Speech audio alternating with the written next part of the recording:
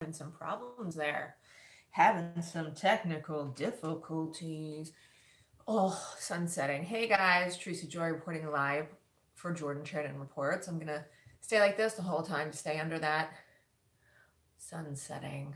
No, I don't have special lighting. That's called daylight.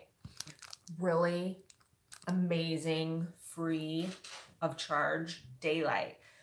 Apologies. I'm going to try to maneuver something so that there's not some kind of a shadow in my face. It ain't going to happen, is it? So that being said, feel free to be subscribed to Jordan's Patreon. So maybe one day I could get paid, or maybe one day I could get a light so you guys wouldn't have to see this strip on my face. Anyways, just chatting while I'm waiting for people to show up. It's 7 o'clock. I normally go on at 5, but thanks for being here. I had life today to do, as usual. Juggling many jobs results in life and raising a family and paying a mortgage. So anyways, let's talk about the immigration situation, which continues to, I don't even know what the words are for it. But also there's a big white supremacist rally being planned to commemorate the anniversary of Charlottesville in Washington, held by the same guy who prepared the rally in Charlottesville a year ago, where Heather Heyer was killed. And that's going to happen. And also, we are spending more money on the military. So this is what's sliding under the radar right now as we're focusing on something obviously very important, which is immigration. But we're about to spend some more large sums of money on the United States military, which clearly we need to, right? We're spending money on nuclear weapons. You know, so much for clean water. You know, we don't need that in Flint. We don't need new pipes across the United States. Who cares if the children across the country have lead poisoning? Let's increase the U.S. military. Anyways, let's start with the immigration situation. So obviously there has been so much backlash to Trump's policy to separate children from parents on both the right side and the left side, Democrats, Republicans, even religious figures, both conservative and liberal, have spoken out against it. All four living former first ladies have spoken out against it. The Pope has spoken out against it. So I guess Trump figured it was bad for his ratings, and it was about time that he did something about it. Now, this was just a massive stopgag. The order that he passed doesn't mean that the immigration atrocities are going to stop from happening. And there's so many things wrong, so many catches in this as well.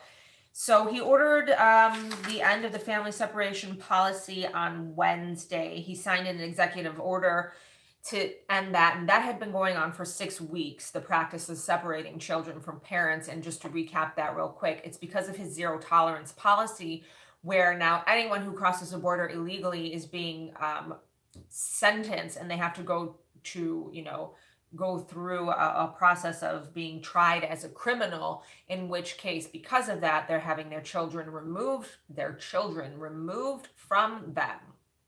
So it is his zero tolerance policy that is preventing, or that is, making that happen. Now, this is what he said: we're going to have strong, very strong borders, but we're going to keep the families together. He said just before signing the executive order. He said, I don't like the sight or the feeling of families being separated. I'm Sorry, that's total bullshit. You don't give a shit, and neither does your daughter, who is an ambassador to women and children. The only thing you care about is your image and your ratings, and the only thing your daughter cares about is her brand and her future, as she wants to be a politician for many years to come. That's the only reason why the two of you did anything about it, because of all the pressure you've gotten and the backlash. So sorry about your tiny, tiny little base who still thinks that you should be separating children from their parents, because apparently they are pissed off. But that's a very small fraction, because unbelievably, many of the Republicans did think that this was very cruel, in which it was, but it doesn't mean that things are fixed. So his policy of separating children from parents, yeah, I already said that. Anyways, his directive seeks to keep families together in detention. But here's the problem with that. There is a 21-year-old court settlement known as the Flores Agreement that says the federal government can hold immigrant minors no longer than 20 days. Immigration cases typically go much longer than 20 days. So he has that problem to deal with.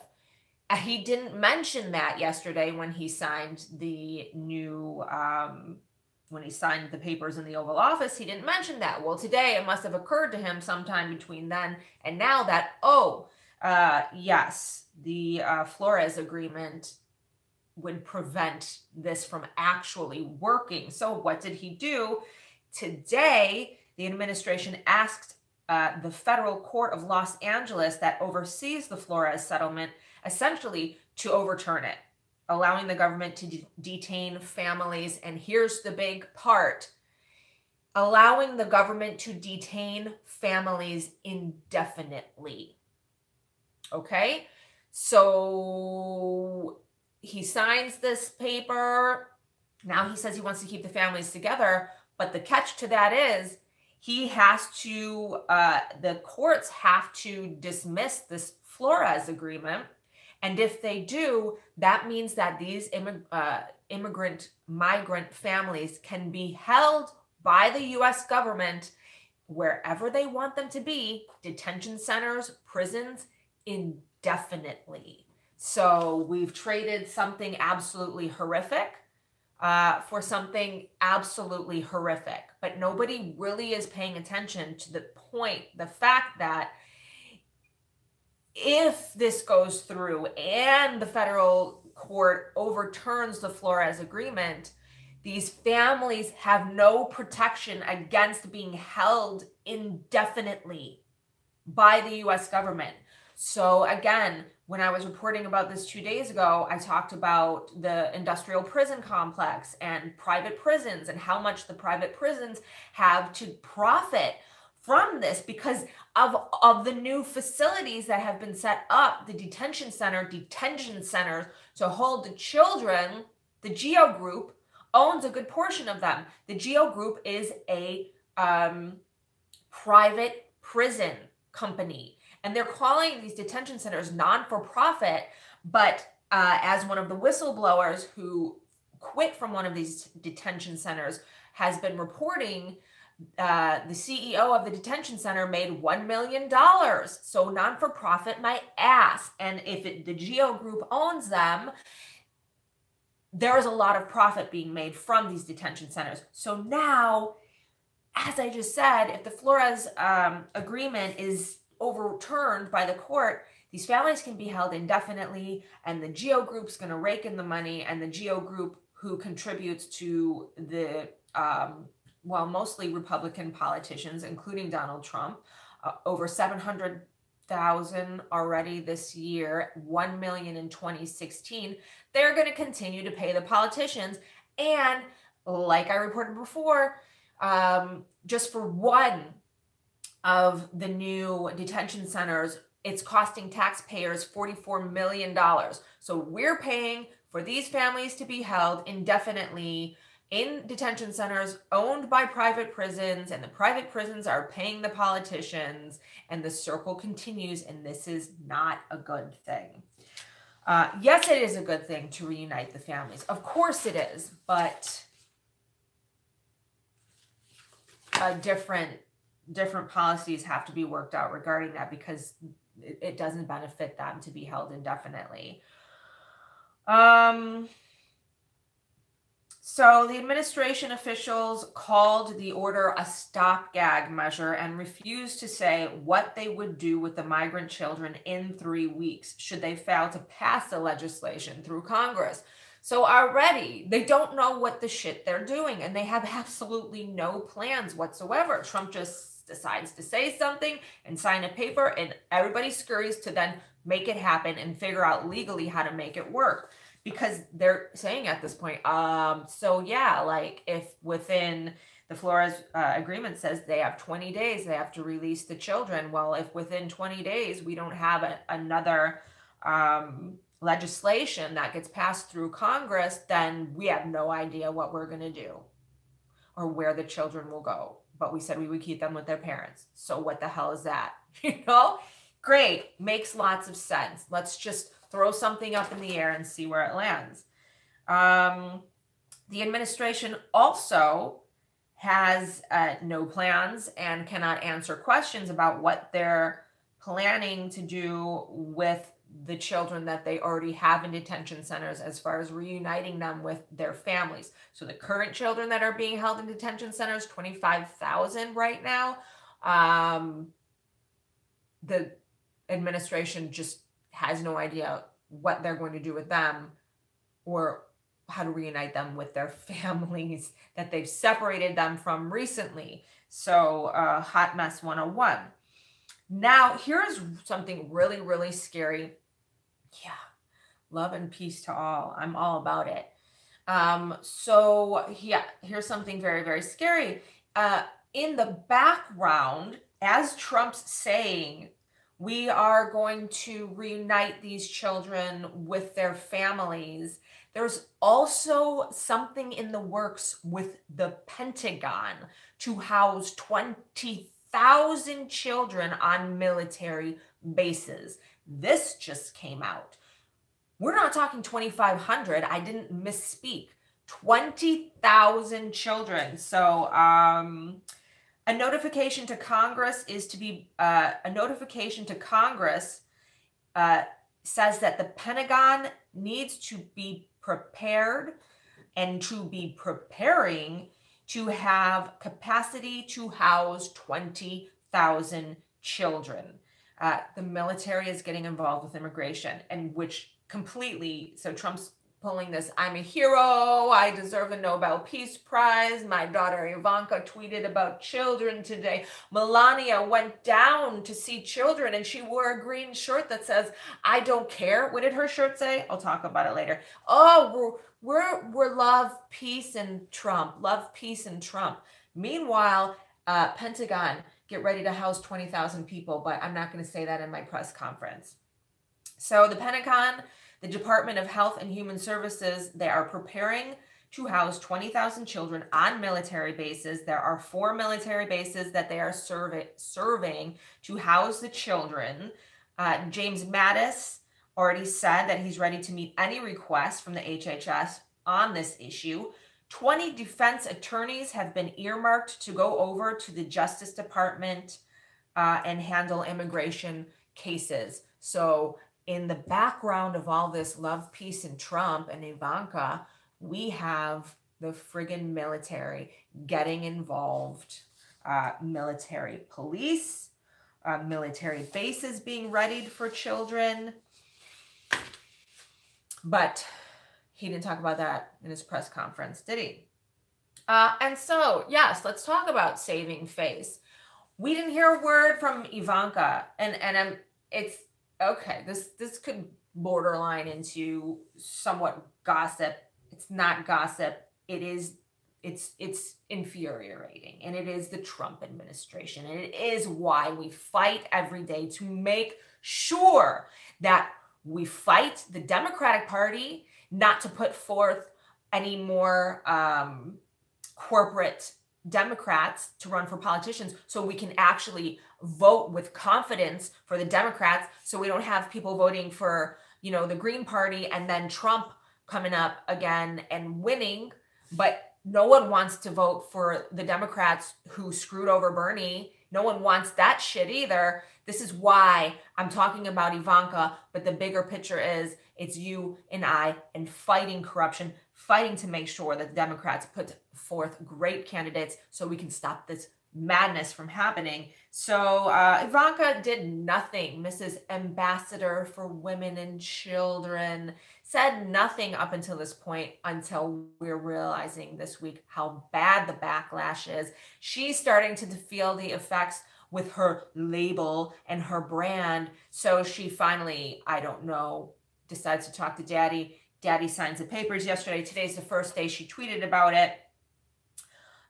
Such a hero, she tweeted, now that the EO has been signed ending family separation at the border, it is time to focus on swiftly and safely reuniting the families that have been separated. And she went on to thank POTUS for being such a hero. Who started this to begin with? Whose policy was it to separate children from parents to begin with? POTUS. Ivanka, your dad. So, save face as much as you can. Maria Shriver nailed it in regards to Ivanka. She said, you can't be an advocate for women, mothers, and not speak up about what is happening to women and children in this moment. Hashtag keep families together. So who else is saving face? Melania. Melania goes to and here's the key, it wasn't even a detention facility. She goes to not even a detention facility to visit the children. So saving face. Strange thing I do want to mention, the outerwear that she wore showing up, exiting the plane, it drew a lot of criticism, and it really is baffling. She wore a jacket, and on the back it said, I really don't care, do you? Question mark. So this has nothing to do with politics or policies, but I thought, yes, that's very strange, and it's just another part of the circus. She literally showed up in the middle of this humanitarian crisis brought on by her husband involving children. She showed up getting off of a plane to go see these children, wearing a jacket that says, I really don't care, do you? Not small, it was across the whole back, big white writing. Not really sure what is going on, but that was very strange. And she said it had no hidden message. Well, no, I don't think it's hidden. It's right there on your back. So this facility that Ivanka, Melania went to today was completely handpicked. It was prepped, and like I said, it wasn't even a detention center. So the facility open to the First Lady was selected in mind that the press would be there accompanying her. Other such facilities around the country have denied access to Democratic lawmakers and media. So let's not forget that when the Democrats showed up at the real detention centers with the media, they were turned away. So, you know, Melania, the administration handpicked this place, called in advance. Everything's pretty and nice, but everything was pretty nice in this place prior to it because it wasn't a detention center. It is the Upbring New Hope's Children Center, part of the Lutheran Social Services of the South. It's not a detention center. Yes, children are being held there. Immigrant children, but it's a part of a Lutheran church. They go to classes there. There's only 58 of them in the entire facility. They're treated very well. They go on field trips. This is a real charity. This is where she went today, not one of the detention centers that were used to be a Walmart where hundreds of children are laying on the ground in cages with metal blankets on them. She went to a Lutheran church facility, New Hope Shelter, it's called. So, and the thing about it is, of the 58 children there, only an estimated 5 to 7 of the children were actually removed from their parents. The rest of the children had come over without adults to begin with. So what we're trying to focus on right now is, Trump's policy of separating children from parents, yet only 5 to 7 of those 58 children had been separated from their parents. So again, not on point, Melania, but thanks for the smoke and what do they call them? Smoke and mirrors. Looking good, well planned. And I'm sure that, people who Trump's base probably, looked at that and said, oh, Melania, she went to a detention center today and the children were so happy and attending classes and everything was great. I don't know what those crazy liberals are talking about. Wow, she's doing this. It's not that bad. Okay, because it was in the detention center. And she made it a point to ask, and this was being, taped by the press, how are the children doing emotionally?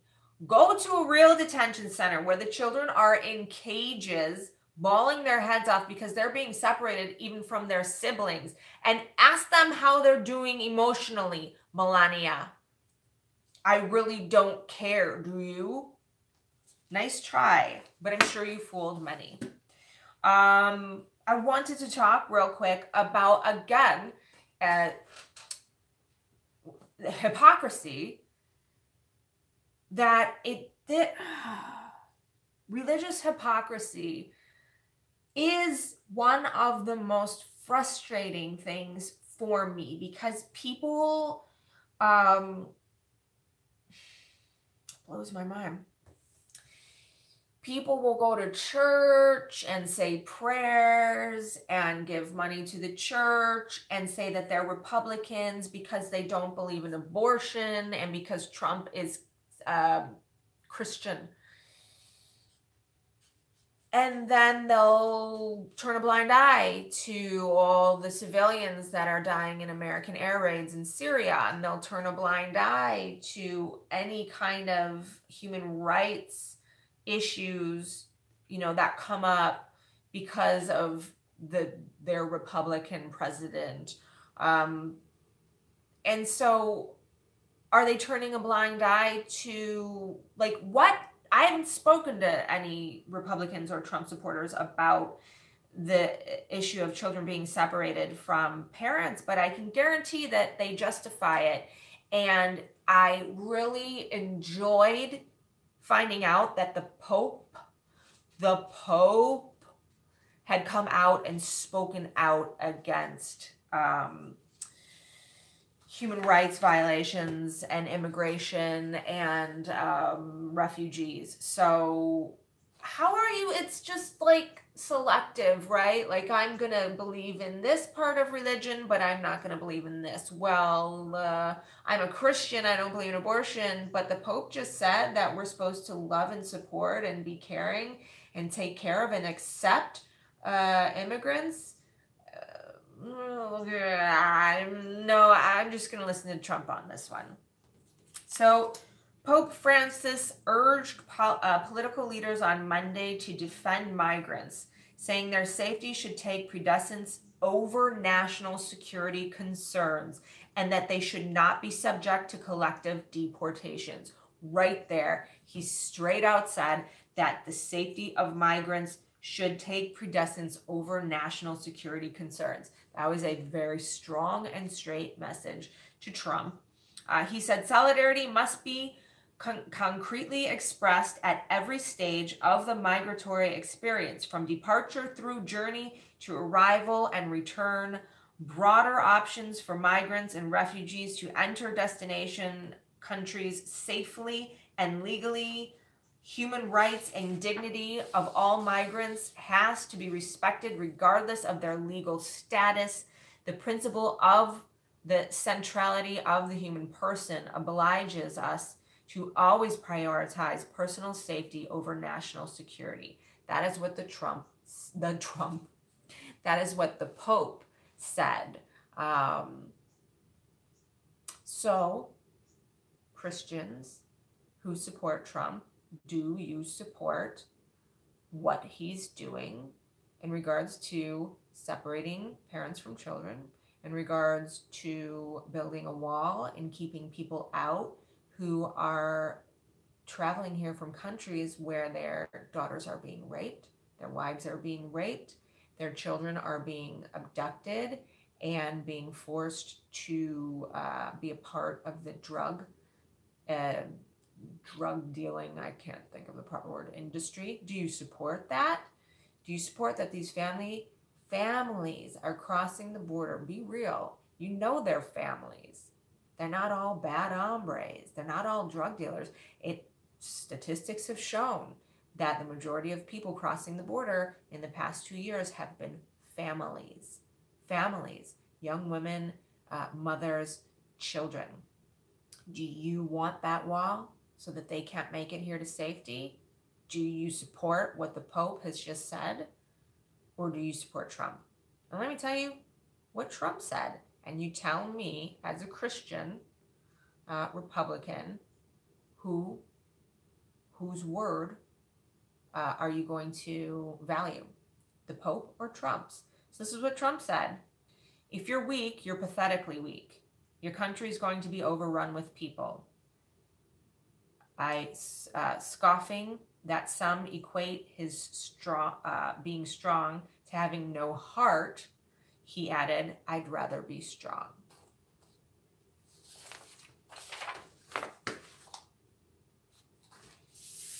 I don't care about religion, political party. It is very clear in life, no matter who you are, where you live, what your ethnicity is, socioeconomic class, race, religion, sexual preference. None of this matters when it comes to deciding and knowing as a human being the difference between right and wrong. That's really all it boils down to. And hiding behind religion or hiding behind a political party or a candidate, that is your personal choice. That's on your soul. That's on your heart. Casting your vote for someone who might cause pain and suffering or death, that is you on you. No matter what your political affiliation is, you know inherently the difference between right and wrong. And when you see families suffering, children suffering, I don't care if they have the same skin as you, or they're from a different country. You would turn your back on them? Is that what we're put here on the planet to do? To say this country belongs to us and not to anyone else? I'm here to live and die in the safety of the suburbs, take care of my children and my children only, and at the end of the day, when I leave this earth, at least I can say I protected my children? Yeah, I turn my back on the rest of humanity? That's essentially what people are doing. You know the difference between right and wrong.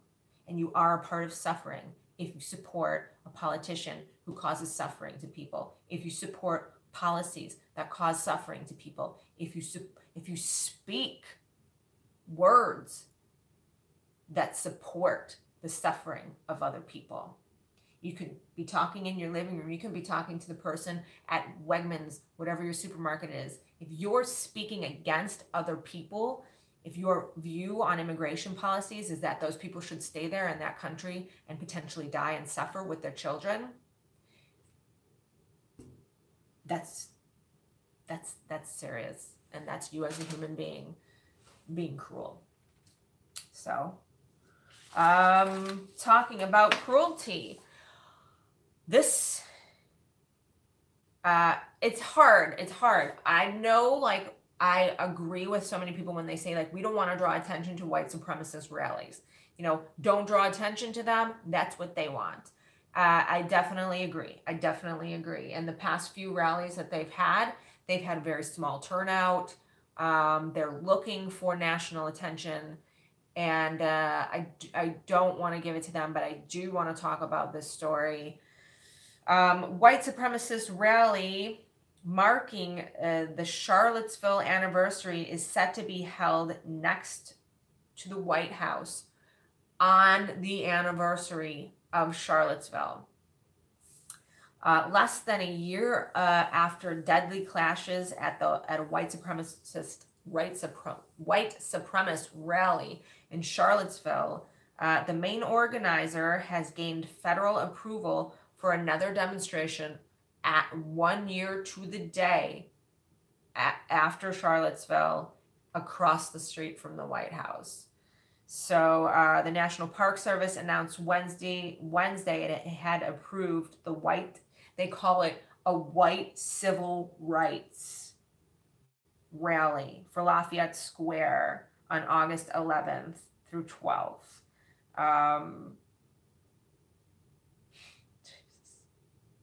That is the exact anniversary of the Unite the Right protest, which was a white nationalist rally.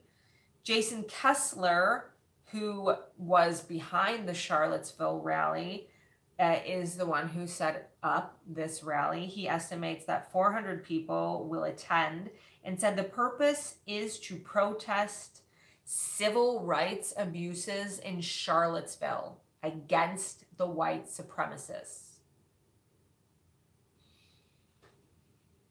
The Charlottesville rally, again, was organized to protest the removal of Confederate monuments.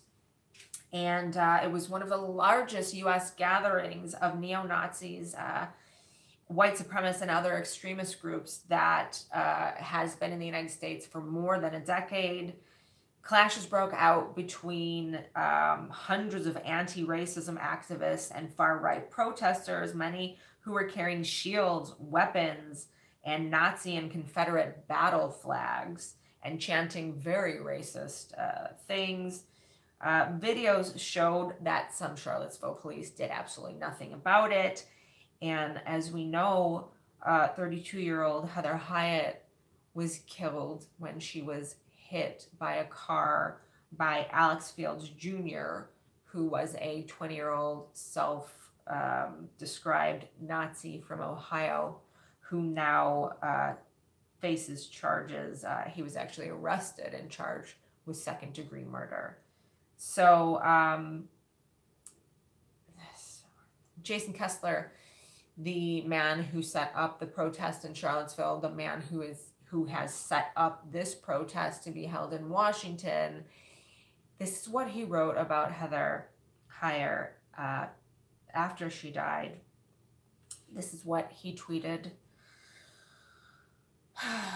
She was a fat, disgusting communist whose death was payback. He later took back that statement, saying that he wrote it when he was under the influence of alcohol, ambiance, and Xanax. Ambience. So I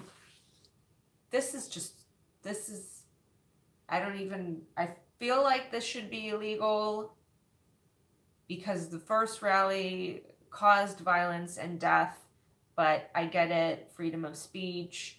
So this is just gross altogether and just sad. Kessler also wanted to organize a rally in Charlottesville at the exact same place where the Charlottesville rally had taken place a year after the Charlottesville protest. He wanted to have a second rally there, and they denied him. Oh.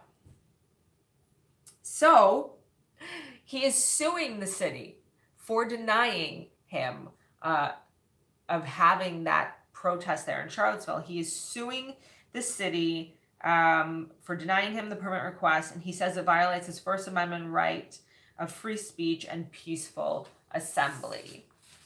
And that is what's happening. Now, let's not forget what Trump had to say about that. He amplified the controversy by, first of all, he didn't even talk about it for days. He failed to condemn the white supremacists. And then when he finally did talk about it, we all remember, he blamed both sides for violence and said that there were very fine people, that very fine people were among them.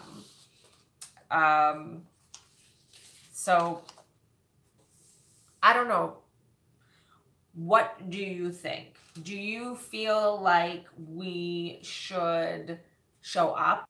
Yes, sorry, I got cut off. Do you think that people should show up and counter protest that rally in Washington when it happens? Again, it is a white supremacist rally being organized by the exact same man who organized the one in Charlottesville, the one who said something absolutely disgusting about Heather Heyer, who died in Charlottesville. And this is 1 year to the day. And it's actually protesting what happened to them in Charlottesville. Do you think that people should show up to counter protest this, or that people should just not show up at all and let it be crickets? No attention, no national attention, no nothing. What's your view on that? So, do I have a view on that? I'd rather it be crickets. I would rather that they didn't get any attention at all, I guess. I mean, I was very proud when people were showing up and counter-protesting that. I was very proud, and it made me feel very happy because the counter-protesters outnumbered the protesters, and it really showed that Americans, the majority, do have a good heart and won't stand for racism in our country. But I'd rather just them not have any recognition at all and just not give them any spotlight, I guess. But I'm behind any decision that people make. Absolutely, because it's disgusting. And last but not least, the U.S. military budget will almost reach the $1 trillion mark as more money has been granted to our government for weapons. So, we don't have things in this country that need to be fixed, do we? Like the infrastructure. Oh, sorry, I just got a text. So the U.S. Senate on Monday voted to give the military $716 billion for 2019, approving one of the biggest defense budgets in modern American history. $719 billion for the 2019 military budget. Wow. This comes at the same time that the economists, and lawmakers have reported that we are rapidly rising the federal deficit, and this will result in major crisis. So the 2019 military budget, approved by an 85-10 vote, gives American armed forces an $82 billion increase from 2017. The increase in military spending is one of the largest in modern U.S. history, jumping by 9.3% from 2017 to 2019. The military has called the additional funding necessary to improve its ability to respond to international crises. How about put that money towards humanitarian responses to international crises, like the cholera outbreak? Help them restore their sewer system that the United States destroyed by dropping bombs on them in Yemen and causing the biggest cholera outbreak of all time, where over 1 million people are going to said to potentially die. How about spending money on that? Humanitarian efforts, crises of humanitarian nature in other countries. How about the famine that's happening in other countries? How about those things? How about taking care of Flint, Michigan, taking care of the infrastructure over here, helping our educational system over here? We have so many people who can't afford meals in this country, families that live below the poverty level. How about helping them? How about health care? No. About 17% of America's $4 trillion federal budget goes to the military, according to the Congressional Budget Office. Congress's official budget scorekeeper recently projected the federal deficit will rise to more than $1 trillion by 2020. And what is that going to result in? Inflation. Inflation.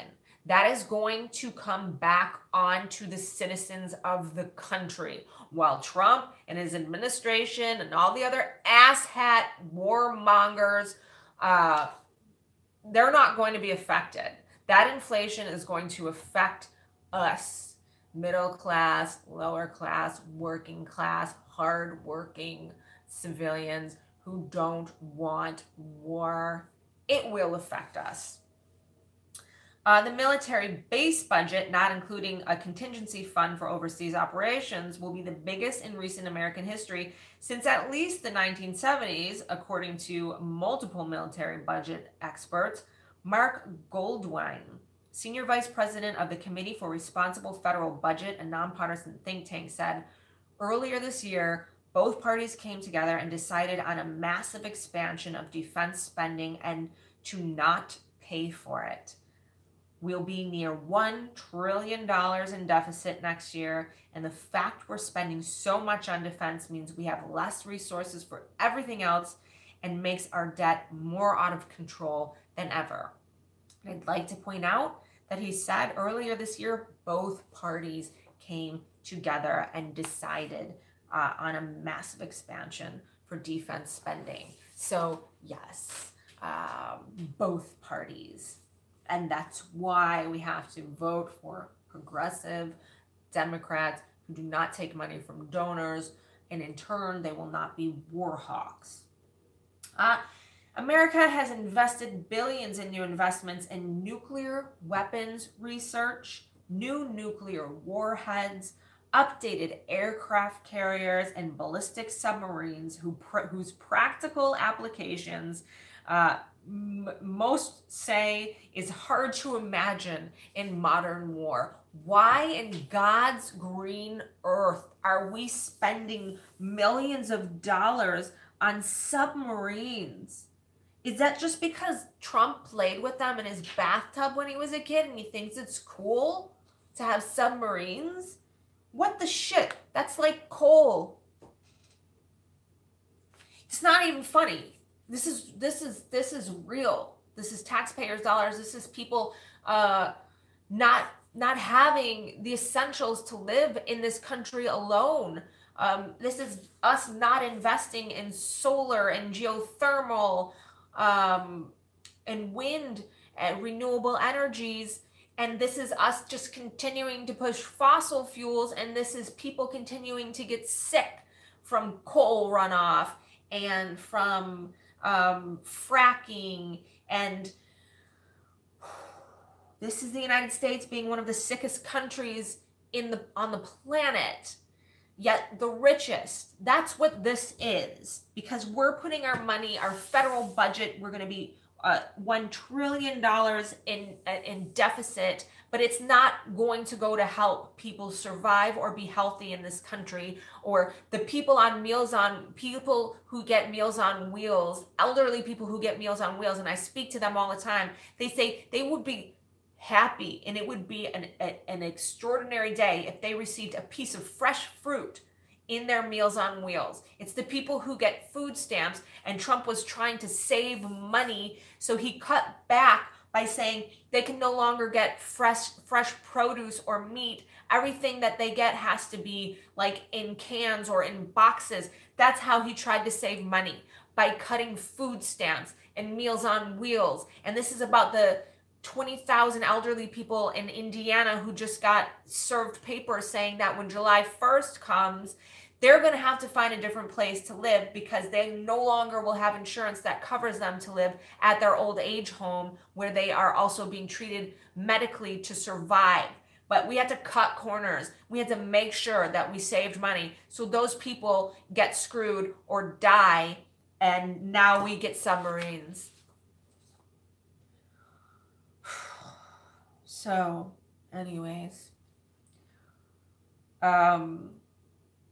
this is not only wasteful, it's dangerous. It tells other countries that the nuclear arms race is back on, says William Harding, director of the Arms and Security Project at the Center for International Policy.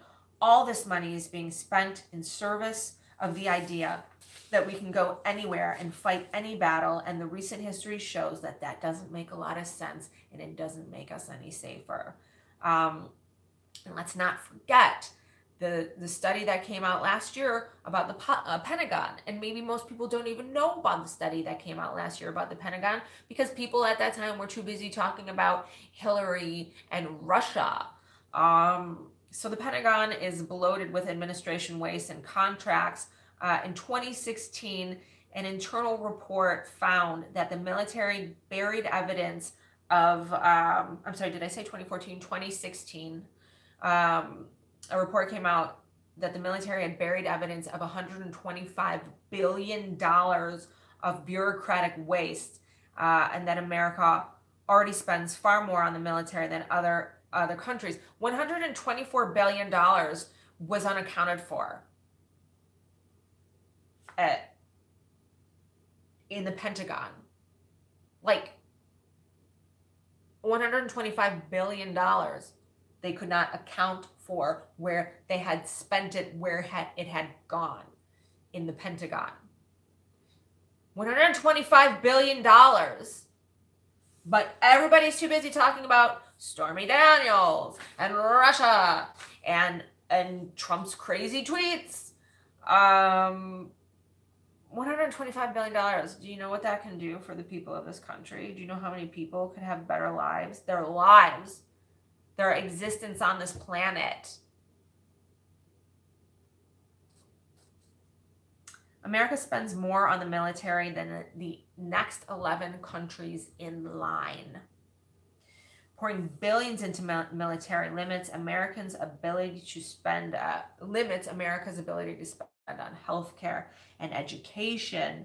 And I love that Bernie Sanders talks about this all the time. He said in a recent speech on the Senate floor that we are in dire need of this money for infrastructure, and noting the nation has among the world's worst health and child poverty rates in the developed world. Bernie has been saying this, the entire length of his career, and it's so sad to see that the rest of the people who run this country don't give a shit about child poverty and don't give a shit that we have the worst health care in the developed world. Here's Bernie, and there's crickets. These are evil, selfish, sick people that run this country, and they gotta go. Not just the Republicans, but all the shitty Democrats as well. I don't care what color they wear. Red, blue, don't matter. They gotta go. We need a major overhaul in this country. Not minor, not a tweak, not just for a Democrat to be president, not just for a Democrat to be governor. No. That didn't work in the past. It's not working now, and it's not going to work in the future. We need progressives who don't take money from corporations.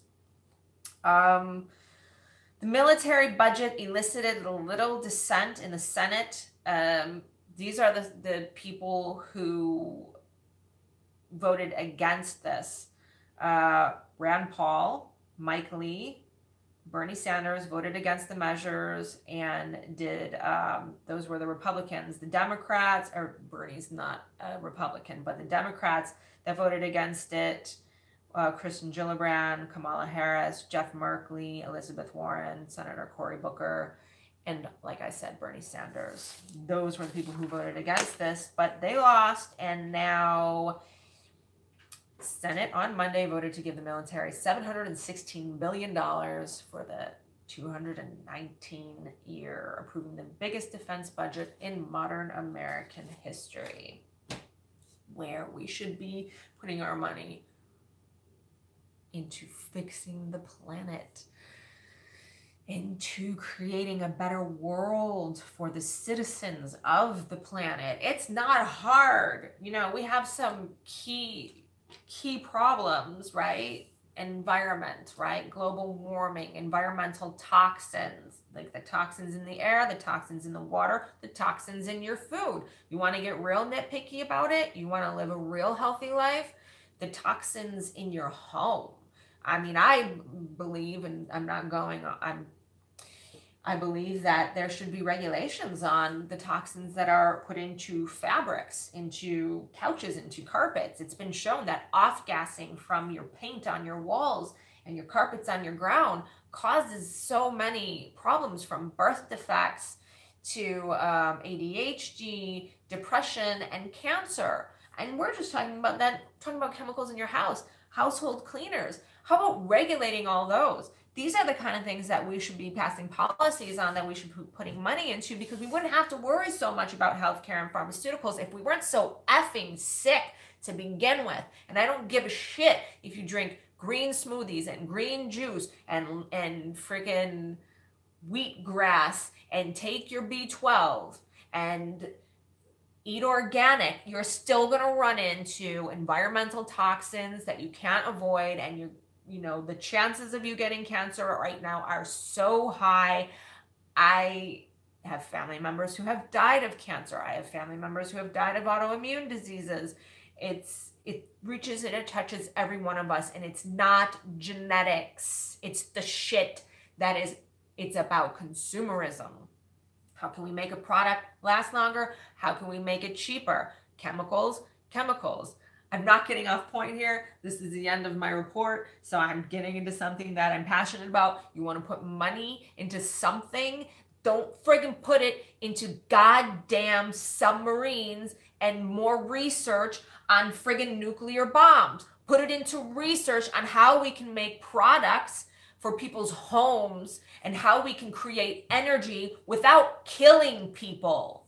So you think depression is because something's wrong with you? Let me tell you about these chemicals that cause hormonal imbalances. That causes depression. So suicide, mass murders. Yes, we need gun reform, but I'm saying there is a circle here, and it's all connected. And if we could just put our money into shit that makes people's lives better, the world would be a better place. Because all of the problems we have to get to the root of them. What's at the root of them?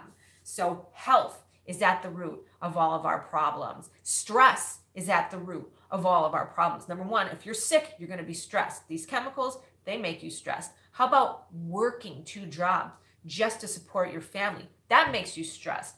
Why don't we put our money into fixing these problems? Get the lead out of the pipes that are falling apart across the country. Get the lead out of the homes that are chipping off across the country. Stop coal, stop fossil fuels. Let's make this world a healthy, happy place. But that's not what we do. We go to war. And then we go on the news, our politicians, and spout shit. Democrats this, Democrats that. Republicans this, Republicans that. And then you hate your neighbor. And you hate your sister-in-law. And then the whole country is divided and turned against each other. And that's what they want. I'm just saying, in general, the entire direction that this country has always been going and continues to go into is this military increase in the military budget is just another perfect example of we are going in the wrong direction, and we're missing the point completely. Not even anywhere near the target of how to make. What is the point of running a country? Apparently it's to make money. Because the point of running a country was to make sure that its citizens were happy, that its environment was healthy. The shit that's going on right now wouldn't be. We're not focused on the right thing at all. We're not focused on the people and the planet. Our politicians are focused on money. War makes money. Private prisons make money. Arresting people makes money. Detaining children and parents who are migrants make money. Our politicians are not just bad, they are evil. So that being said, things aren't all bad. We have real, incredible, progressive candidates fighting for spots of power who will bring us the changes that we need. So great chaos precedes great change, always. And we had to get to the lowest point possible before we could rise. And Trump is the lowest point possible. And we're all up on our feet and we're fighting. And we're fighting for a better future. And we're going to get it. So that being said, please share these videos by spreading truth. We're planting seeds. We have to plant seeds to make something grow.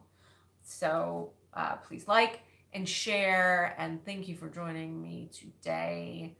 I posted some nice interviews this week that I feel very deeply about. A young child who has incredibly high lead poisoning, lead levels in her blood, horrible police violence that I witnessed firsthand at the Juneteenth festival in Buffalo.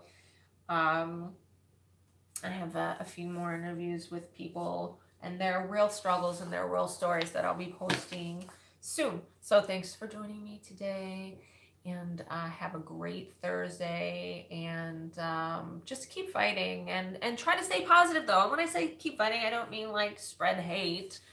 I just mean stand up for what's good. That's it. Like Martin Luther King, like Gandhi. We can be strong without having to spread more hate. See ya.